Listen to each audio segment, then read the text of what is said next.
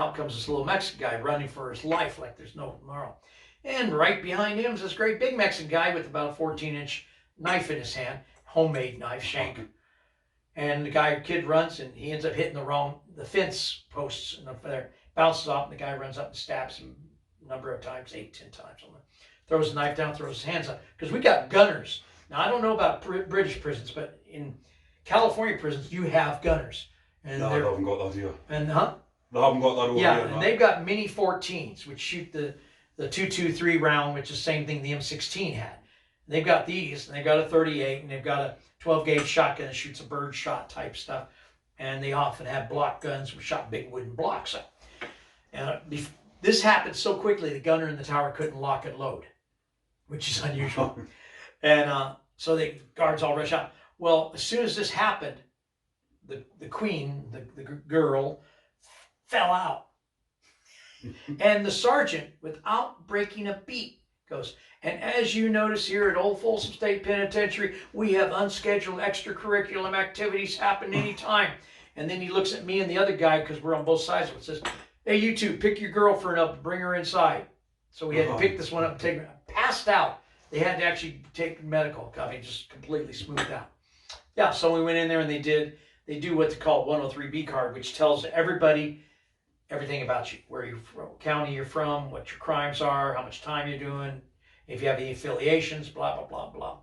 And then right after, they walked over to get our clothes, stamped your numbers in your clothes, and took your housing units and stuff. Yeah. So what was the housing units like in that prison? Was it single cells, doubles, or was no. it?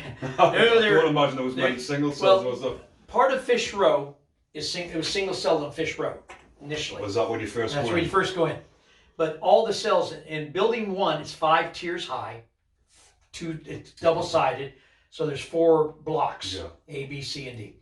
And people are looking down, people are throwing things down, calling to you. Some people, there were old guys coming back in that had been there, and they go, hey, Tony, you're going to come back, you're going to be Bust Ellie again. So friends were meeting up with friends and stuff, and stuff like that. But with me, like I said, I didn't know anybody, so I went in, I got my little single cell and stuff, and you're there for a couple of weeks, yeah. So it must have been quite daunting for you, was it, for like going into a prison like that and then witnessing someone getting stabbed straight away, and then well, like I said, or were you just taking it in your stride? Like I said, I had seen people shot, I had seen people stabbed, I'd seen people blown up, I'd seen all these things, but I didn't say to you, when I first went to the reception center, we went to film one night. And that was the first time anybody got stabbed in prison that I ever actually knew, because I was back up against the wall. And when we'd go out, there was a guy sitting on the front row, jacket over. He'd taken somebody's girl to the film, and the guy came in and stabbed him through and put a jacket over him. So I mean, I learned, I pretty well figured out that life was kind of cheap inside, and I watched people get killed for a pack of smokes. You borrowed it, you owed it back, you didn't pay it back, And I mean, guy got beat up for borrowing some soups and not paying their top ramen soups back. And I mean, so life inside could be cheap, So that's why. But for me, I wasn't there to make friends. I wanted to get in, I wanted to get out, I wanted to get on with my life. And I always thought I was going to get out. That's why I never became institutionalized. So was there a lot of gangs in that prison, then, was there?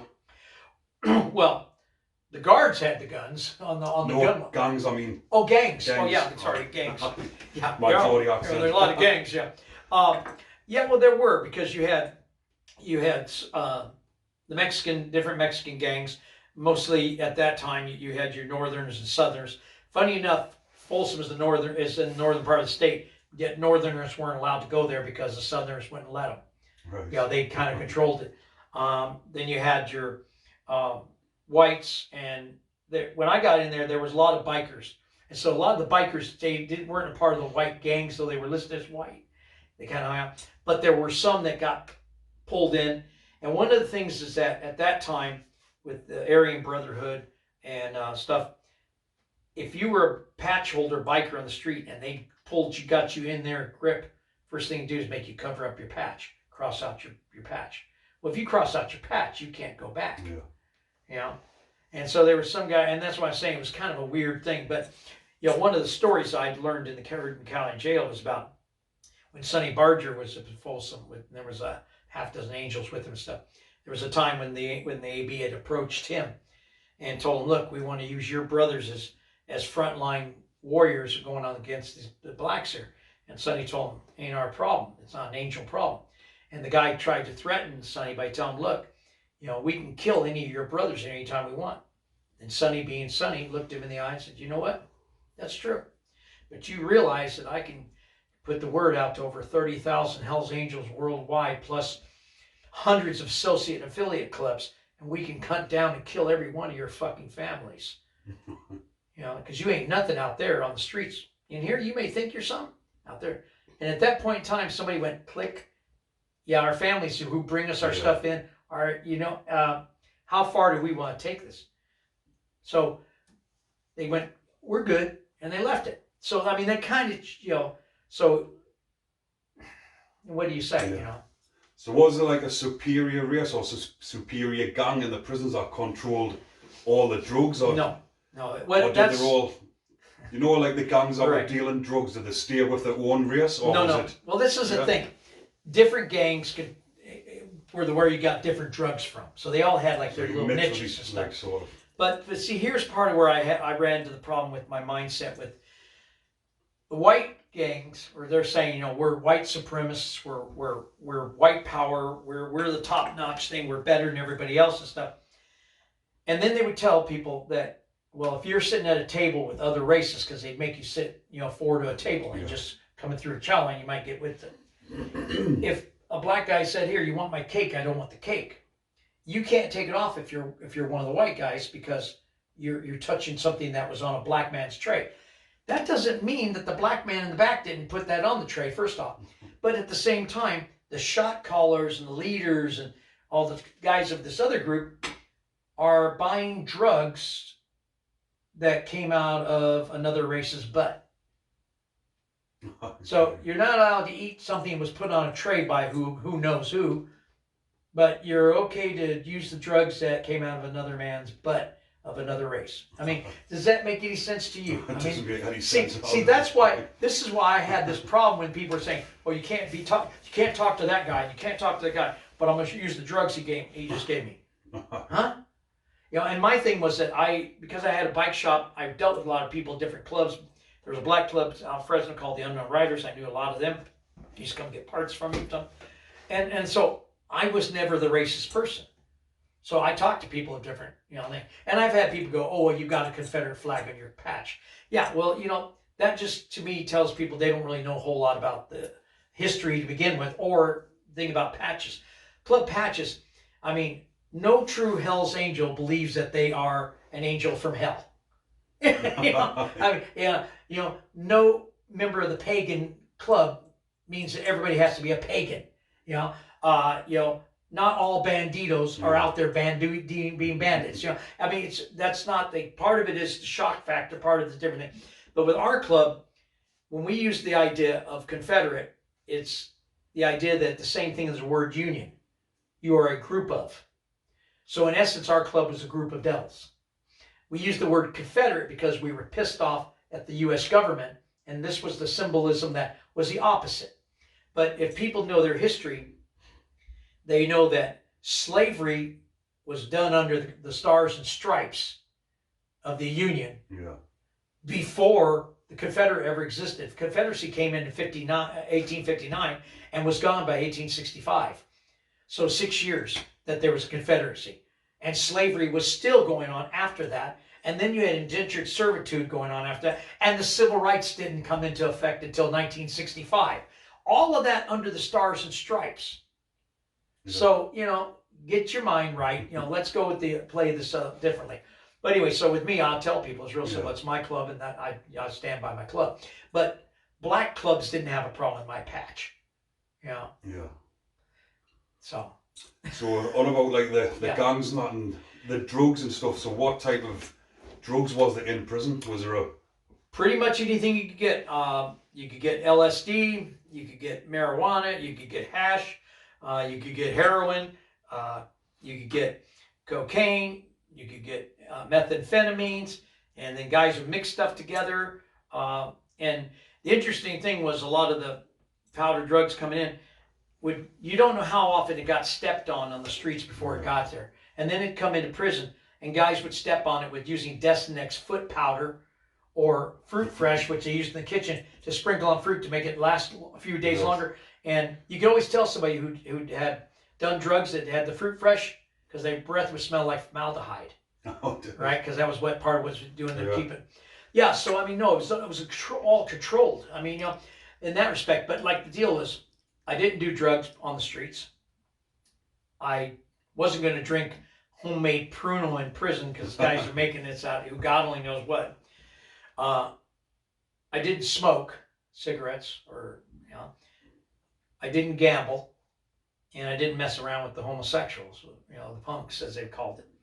So I didn't have any of those vices. And I used to tell people, the only vice I have is my motorcycles. And I told the guard one time when he came, because he goes, well, all bikers are, no, not all bikers are. I said, when I took Biker 101, those weren't prerequisites to be a biker. I said, but I'll tell you what, you leave a Harley's parked here overnight inside the yard, do not be surprised if I got it in my shell before nightfall. I tell them that all the time, And so, but that was kind of thing that's made me an enigma to a lot of people in prison because I wasn't into it. And everybody kept saying, oh, you're going to smoke when you go to prison. Yeah. No. What I did is I read. I mean, my thing in prison is I read, get my mind away from inside to outside.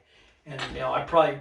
You need to keep your mind as focused as possible when you're in places like that, don't you? Yeah, and I did. I wrote and I drew. And I wasn't an artist in prison at the time, but I started drawing and I got better and better and better. Some of my stuff actually was shown at the Royal Festival Hall in London, right. And I actually sold some pieces. So, somebody must have liked what I did, but and I won awards for my stuff. So, for me, it's all been about focusing on getting out of prison. And I used to tell guys, because one of the first things I did with people would come up and they asked me about, trying to, wanting to come up and kind of buddy up. And my first thing I'd say is, what are you going to do to help me get out of prison? And they'd go, huh? I tell them, if you're not trying to help me get out, you're trying to help me stay in, and we're on the wrong page. And so I later give that same advice to young guys that I met that asked me, how do I avoid this? How do I avoid it? And I also gave them the advice, pick up books, educate yourself. And I tell them, because the gangs, particularly the gang leaders, don't want anybody smarter than they are. Because that's how they have their power, because they know a little bit, this much more than anybody else.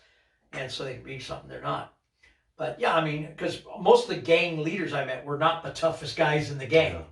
They might be the smarter guys in the gang, and they get the big dummy tough guys in the gang. But even that, most of the great big buffed up guys that were in the gang, their thing was the weight piles. Yeah. They were just there because the guy kind of paid them to be there, but they weren't really the ones that got in the fights. Because they didn't want to lose their weight pile privileges for a big part.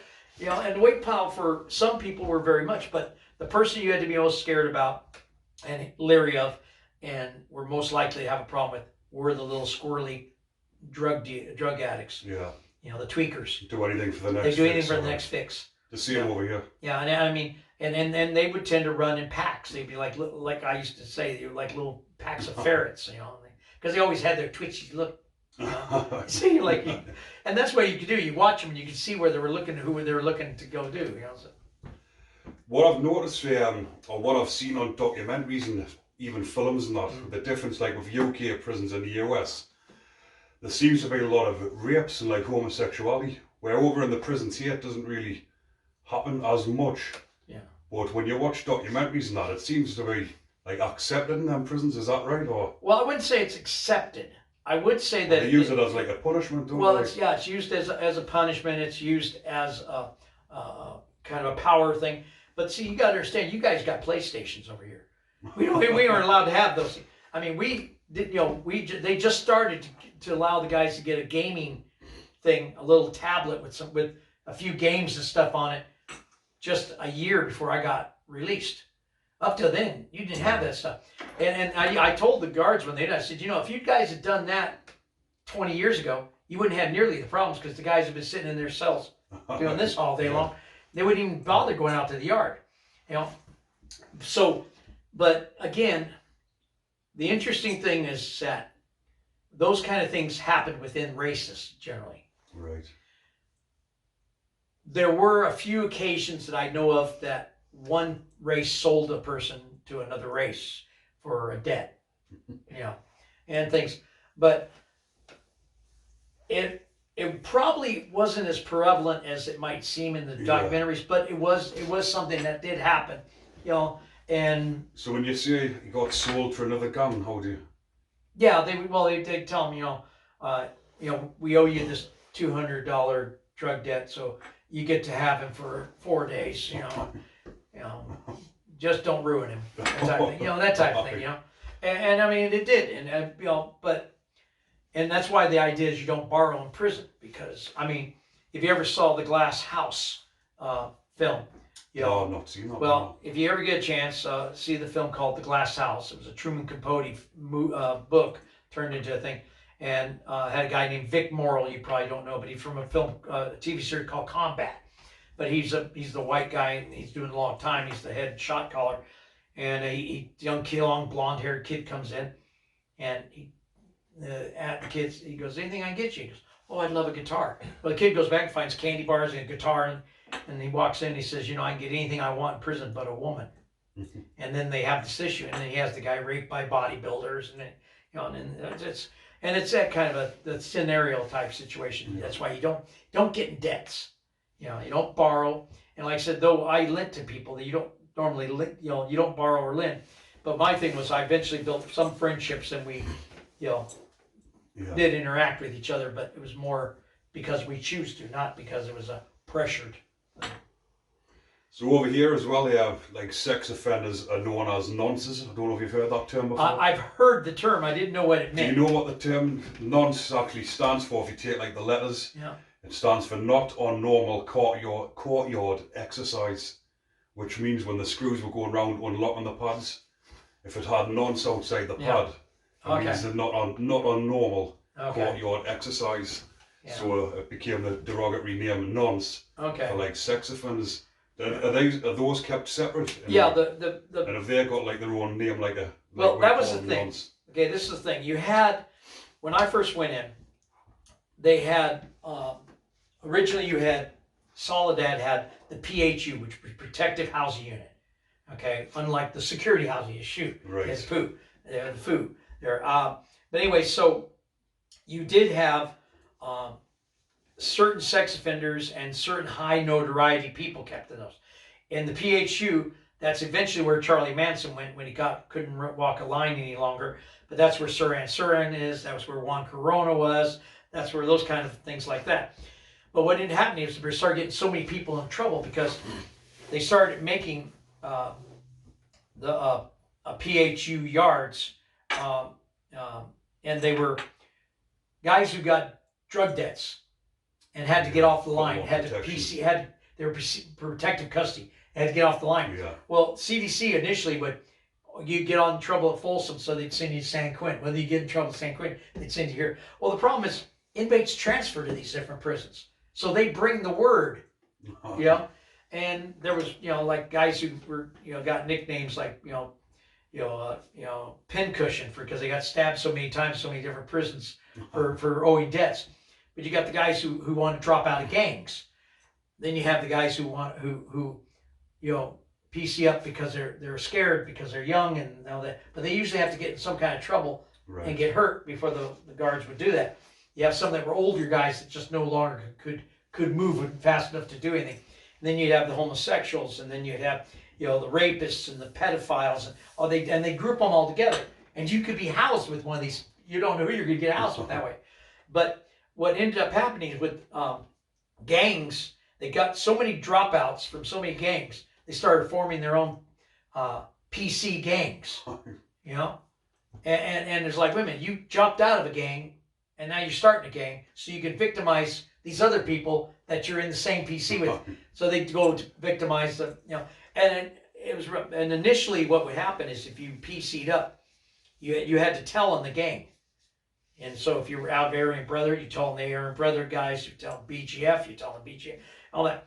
Well, you could never really ever get to a regular line again, ever, So if you get out of prison, if you come back in, you got to go back to the PC thing because you can't go regular lines because they'll kill you. It's real simple. But for a while, if you got into a PC thing and you started pressuring people, they take your PC status away, throw you back to a mainline, and the guys would be killed within a couple of weeks, you know.